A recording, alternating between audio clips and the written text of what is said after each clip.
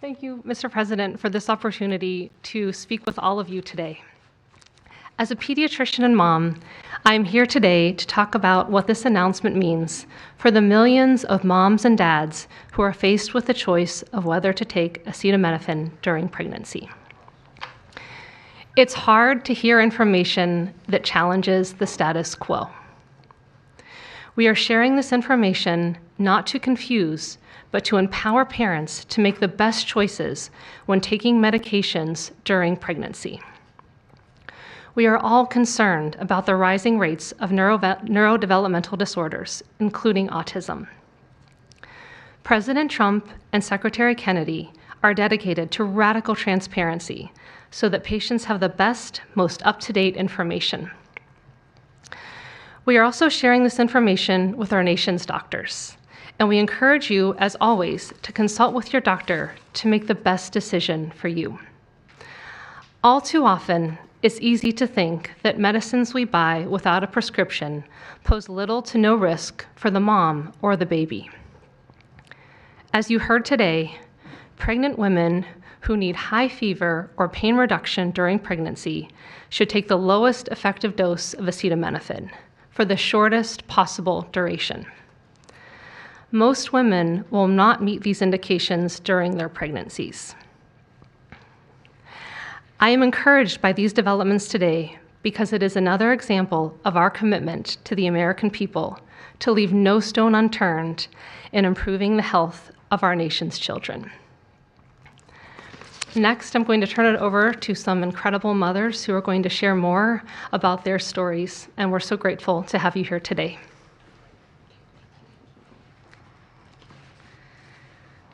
Thank you. Thank you, Mr. President and team, for all your work.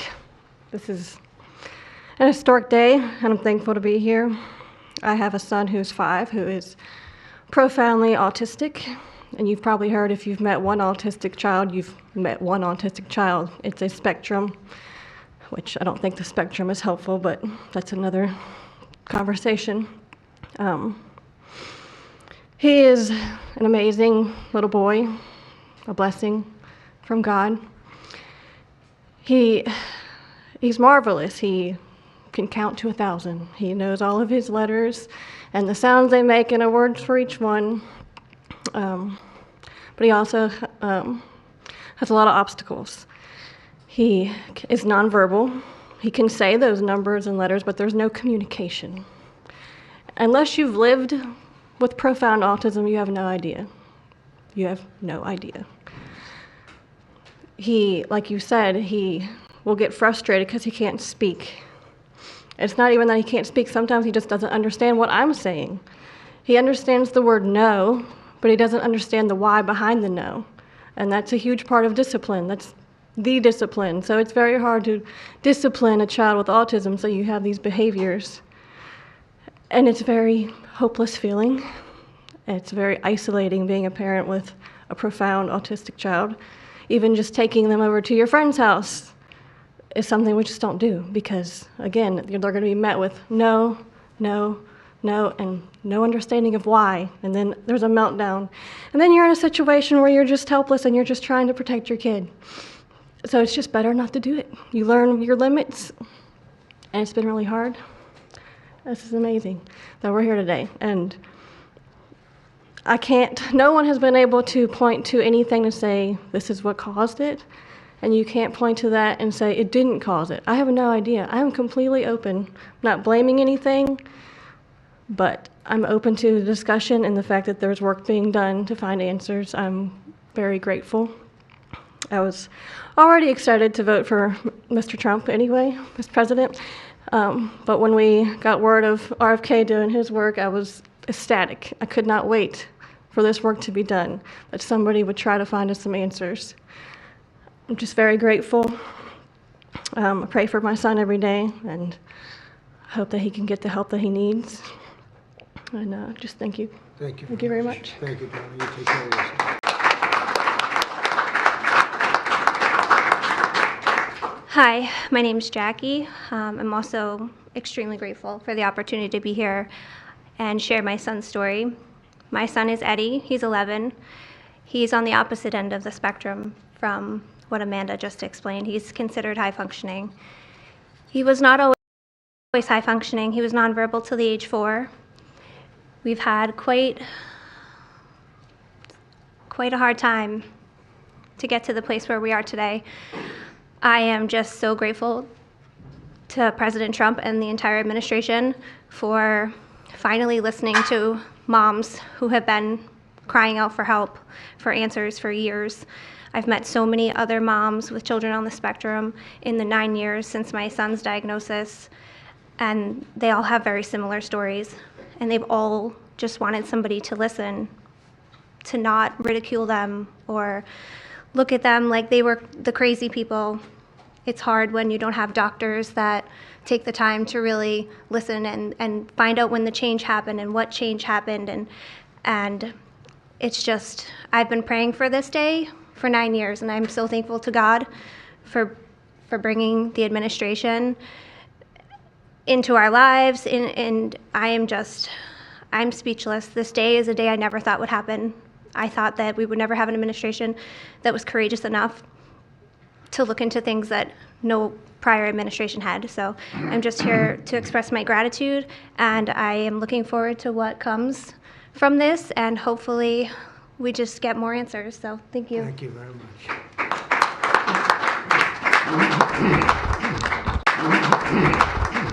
So I just want to say acetaminophen is basically Tylenol, essentially, because I noticed that term is used throughout this conference. So it's essentially Tylenol. And I just recommend strongly that you don't use Tylenol unless it's absolutely necessary. I understand it's maybe 10% of the women that are pregnant are, would perhaps be forced to use it. And that would mean you just can't tough it out. No matter what you do, you can't tough it out. So that's up to you and your doctor. But there's a very strong recommendation, maybe stronger from me than from the group, because they're waiting for certain studies. I just want to say, I want to say it like it is. Don't take Tylenol. Don't take it. If you just can't, it's just fight like hell not to take it. There may be a point where you have to, and that you have to work out with yourself. So don't take Tylenol. Other things that we recommend, or certainly I do anyway, is, and it's so important to me to see the doctor 4 times or 5 times for a vaccine. Don't let them pump your baby up with the largest pile of stuff you've ever seen in your life going into the delicate little body of a baby. Even if it's 2 years, 3 years, 4 years, you just break it up into, I would say 5, but let's say 4 visits to the doctor instead of 1. And certain things I think you should do. We've already taken out and are in the process of taking out mercury and aluminum now. You know what mercury is. You know what aluminum is. Who the hell wants that pumped into a body? And there were rumors about both of them for a long time. But we're having them taken out. We're having them taken out of the vaccines. Hepatitis B, again, that's sexually transmitted. And we think you should wait. I think you should wait till 12. I'm making these statements from me. I'm not making them from these doctors, because when they talk about, different results, different studies, I talk about a lot of common sense. And they have that too. They have that too, a lot. But I recommend the hepatitis B. Take it at 12. Sexually transmitted. You don't have to give it to the baby when the baby's 2 years old.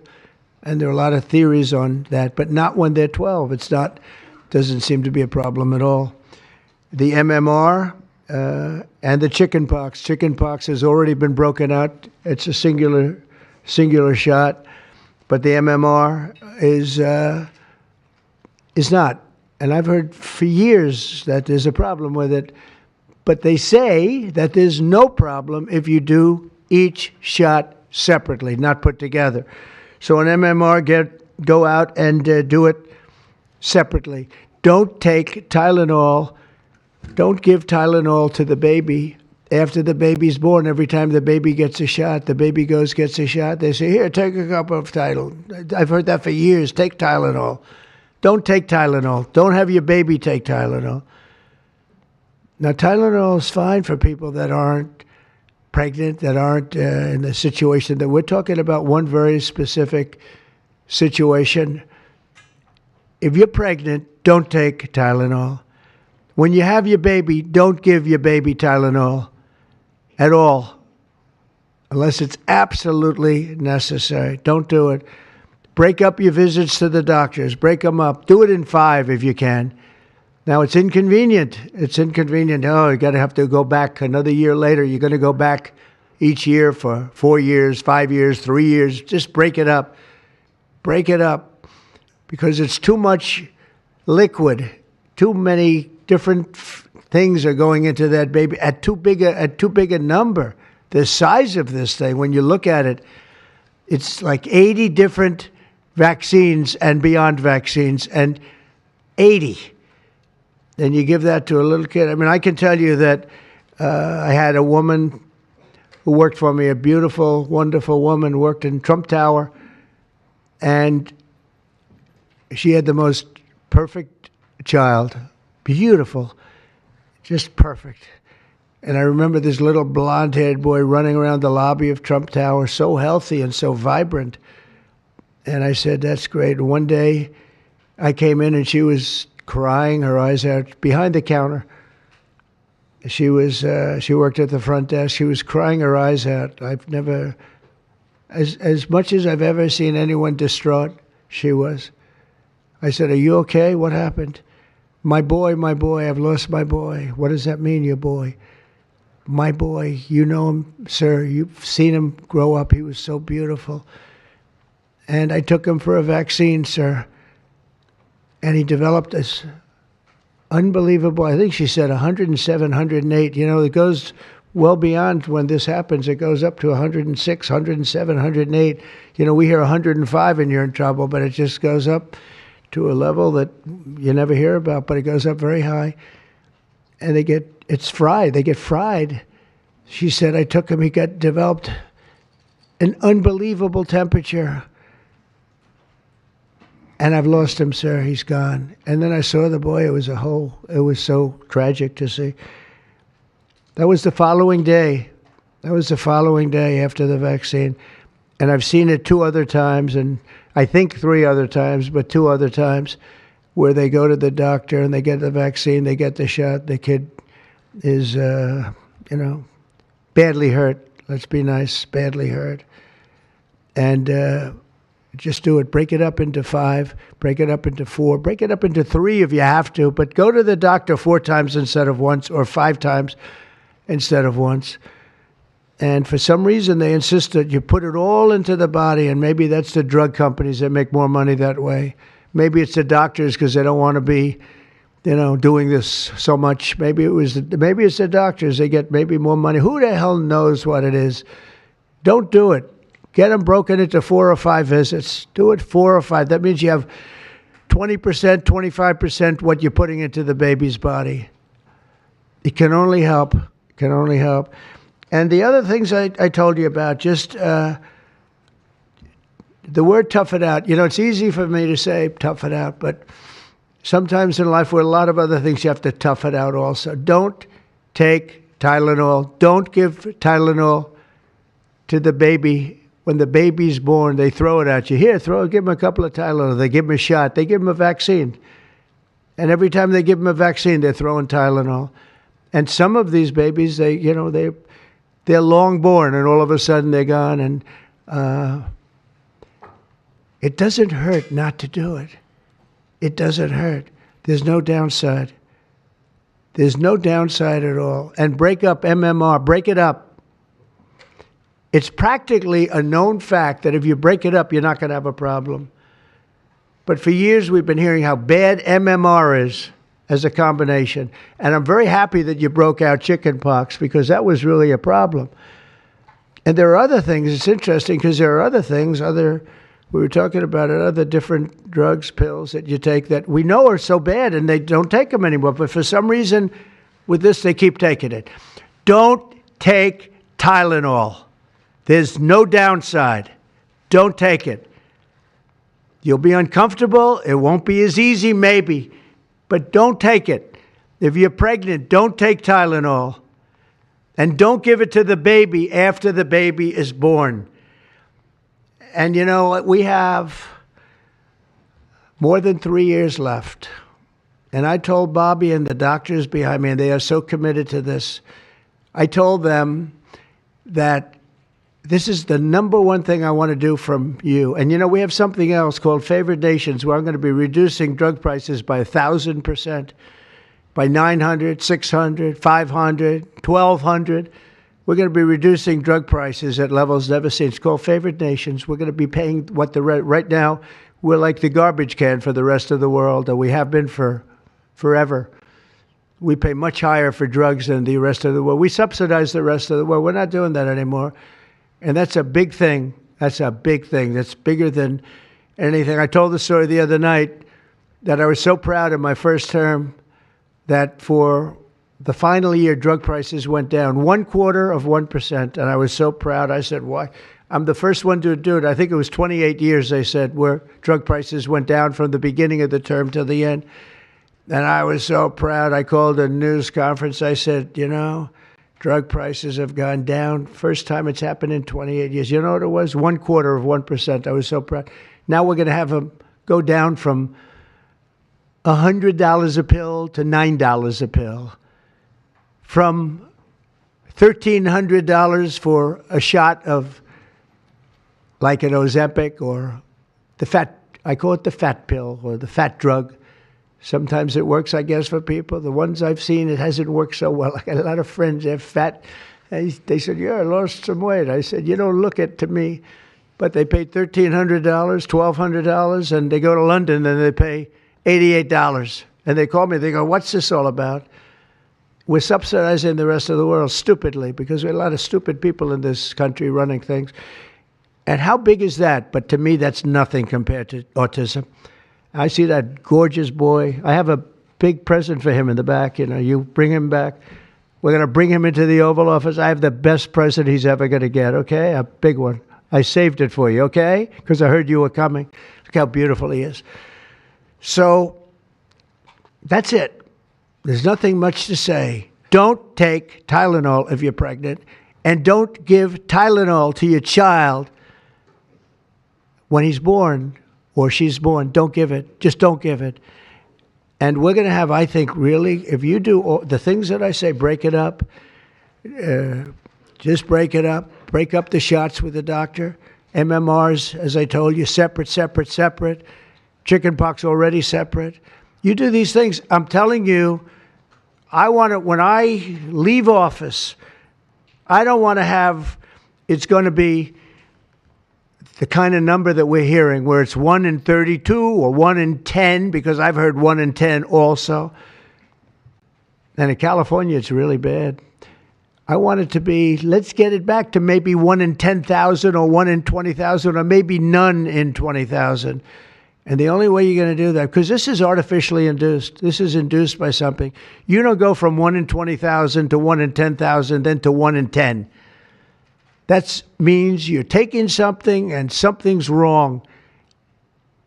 And I feel very certain, and I know I'll be criticized. Someday they'll look back and they'll say, well, it wasn't, but I think it will. I think we're going to have a tremendous, this is the most important. There's nothing more important than me.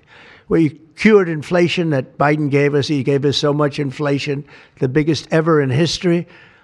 We got inflation done. We brought prices down. We gave you the largest tax cuts, all that stuff. It doesn't mean a thing compared to what we're doing today. This means everything. So we're going to save a lot of children from a tough life, really tough life. We're going to save a lot of parents from a tough life. Okay, how about a few questions? Let's just make it on this subject. This is so beyond as a subject that I'd rather not talk about, some nonsense on the economy. And I will say this, the economy is unbelievable. The stock market just hit another record high and all that stuff. This means more to me. Yeah, please. Mr. President, I have one on your announcement, one on vaccines that's also related. Yes. Why do you think we haven't heard more previously about the tie to autism in acetaminophen? Nobody knows. I don't know. Not only that, when you say it, you get attacked. I was saying something similar, not as strongly, because now facts are on our side. But I was saying it with Bobby 20 years ago, and I was attacked. I said, whoa, what was that all about? I had no idea. You get attacked. I don't know. The medical community, the drug companies, doctors. I don't know what it is. All I want to do, I don't care. I don't care about being attacked. It doesn't matter to me. I believe that the numbers at the end of our term or shortly thereafter could be really phenomenal. I want it to go up just like it came down to this horrible level. 1 in 10, 1 in 12. I was told 1 in 10. I was told 1 in 12. Today I heard 1 in 31 if you add the girls and the boys together. It's crazy. And it was 1 in 10,000 and 1 in 20,000. It's not even sustainable for a country, you want to know the truth. And there are other places that don't have it. And they have things in common. And that's called medical research. Yeah, please. Mr. President, I'm curious as you look at the trend lines, Yeah. how much of this is the causation of acetaminophen and how much is sort of better diagnosis, doctors, researchers having a better understanding of what is on the autism spectrum? Do you want to do that? Sure, go ahead, Rob. That's one of the canards that has been promoted by the industry for many years, that it's changed diagnostic criteria, better recognition. But there's been study after study done of that completely debunks that. One of them by the Mind Institute at UC Davis, University of California. But also it's just common sense, because you're only seeing this in people who are under 50 years of age. If it were better recognition or diagnosis, you'd see it in 70-year-old men. I've never seen this happening in people my age. I've never seen a case of full-blown autism, and that means profound autism. I want to be very careful. Head banging, stimming, toe walking, nonverbal, non-toilet trained. I've never in my life seen a 70-year-old man who looks like that. You're only seeing it in the kids. It's an epidemic. Thank you, Mr. President. I was hoping that you could clear up confusion for moms and dads across America, many of whom voted for you. There's a statement that was put out by the American College of Obstetricians and Gynecologists, and in their statement, they write, acetaminophen remains a safe, trusted option for pain relief during pregnancy, and that's at odds with what you said and with what many of the experts say. How do you clear up this confusion? That's the establishment. They're funded by lots of different groups. And you know what? Maybe they're right. I don't think they are, because I don't think the facts bear it out at all. They're fighting for something that, in my opinion, they shouldn't be fighting for. But here's the thing. There's no downside to doing, other than a mother will have to, as I say, tough it out a little bit. There's no downside to doing this. It's not like, oh, if you do this, you're going to die. There's no downside. There's no downside to going over a 4-year or a 5-year period or a 3-year period, or even if you space them out for 6 months, you space it out. There's no downside. And that's why I will say the gentlemen behind me, they have very strong views, and they feel that we're right, but they'll have more research done over the next 2 months. I said, well, 2 months is a long time. A lot of people could be saved, and there's no downside to doing it. Everything I said, there's no downside to doing it. It can only be good. And I think you're going to see very good results. That's establishment stuff, and we've been reading that about a lot of things for years. And you know what's happened? We've gone from 1 in 20,000 to 1 in 10,000 to 1 in 32 to 1 in 10. Think of it. 1 in 10 or 12 or 1 in 31. Think of it. 1 in 31 people, young kids, get autism? What is it, Jeff? My question is about leucovorin. You mentioned that as part of your plan. That is also a chemotherapy treatment. Have you been in touch with the drug companies to increase production about that? And I'm going to throw in my follow-up at the same time. Dr. Oz mentioned that this will be available with CHIP, children who are on CHIP. But the big beautiful bill reduced funding for CHIP and Medicaid by $1 trillion over the next 10 years. Yeah, Are you concerned that that will impact your ability to get this drug I'll out? explain it to you in a second, but please go ahead. Thank you. Thank you. Leucovorin is not a chemotherapy, but it is a vitamin given with chemotherapy sometimes. And the idea here is that the folic acid receptor in the brain is blocked by some antibody response. It might be 20, 40, 50% of kids with autism. And leucovorin will bypass that blocked receptor. And that's why so many doctors are probably seeing so much clinical improvement on kids with leucovorin. Production. Yeah, we've been in touch with the companies, and they are prepared to ramp up production, and we actually talked to them about a month ago. And on your second part of your nasty question, the number is that the great big beautiful bill, which is the greatest, I think one of the best things ever passed in the history, with the tax cuts and regulation cuts and all of the things it does, no tax on tips, no tax on Social Security, no tax on overtime, all of it does. It also gives $200 million, as just explained by Dr. Oz, and I'd like you to explain that to exactly what you're saying. The Big Beautiful Bill actually increases Medicaid spending projected over the next 10 years by $200 billion. There's also a $50 billion Rural Health Transformation Fund, which will allow a lot of these programs to get in the rural parts of the country that the President and Congress are handing to governors to start distributing. Those grants have already gone out. The money will be allocated by the end of this calendar year.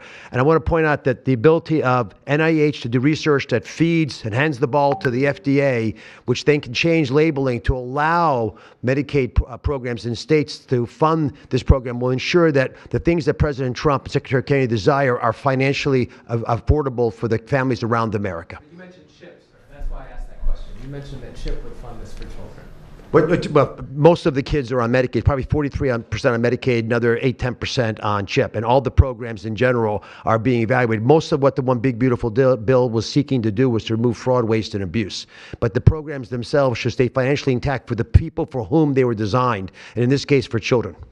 And the only thing we cut, so that's $200 billion positive. The only thing we cut was for fraud, waste, and abuse, of which there was a lot in this country, and nobody minds that. Yeah, please. Mr. President, you said that there is no reason to give newborn babies hepatitis B vaccines. But hepatitis B can be contracted not just through sexually transmitted diseases, it can come from needles to open wounds. So when you say you feel, is that appropriate to be telling? I think it's absolutely appropriate. I think they should wait till they're 12 years old. Yes, please. Mr. President, thank you all for being here. You've been talking about reducing autism by spacing out vaccines. Would you like other combined vaccines babies receive to be spaced out, like MMRV? What is this again? You've been talking. Speak up, please. Sir. You've been talking about reducing autism by spacing out vaccines. Right. Correct. Would you like the other combined vaccines babies receive to be spaced out, like MMRV? I would say yes, but that just is, for me, it's a lot of common sense involved in this. It's a process, but we're looking, but it should at least be given separately. Now, it's possible that you can reduce them and I'd give them in small doses, but it's possible maybe in that particular case, the MMR wouldn't work in small doses, but you can certainly give them as separate shots. It's been proven to be very safe when you give them in separate shots instead of mixing. So I don't think there's any reason to do that. Do you agree with it? I'm not a doctor, but I'm giving my opinion. I don't think there's any reason to do that. So it's been proven to be safe when you break them up. But MMR by itself, I've heard bad things about it for many years. Yes, please. Mr. President, is the spectrum too broad, in your opinion? For research purposes, you are dealing with a population of children who might have social boundary difficulties, and then you have children who are, going to grow up to be adults in diapers. I mean, what do you think? We don't know how broad the spectrum is. We don't know exactly where it starts and where it ends, but we do know what we're going through. We're going through some very serious trouble, and we know autism. I mean, it could be bigger, it could be small, a little bit smaller, but the number is unacceptable. And the number, the way it's come down, because the spectrums remain the same, the number, the way it's come down is just unacceptable, meaning come down to that level of 1 in 10, 1 in 12, 1 in 31. Mr.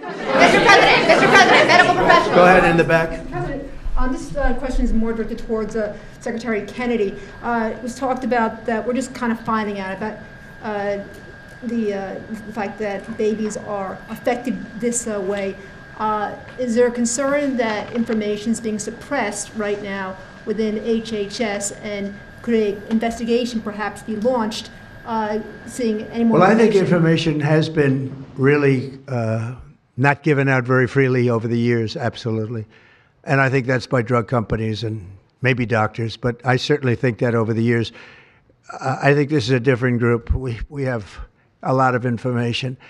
And that information, I mean, it's the information that we have that we're making these statements.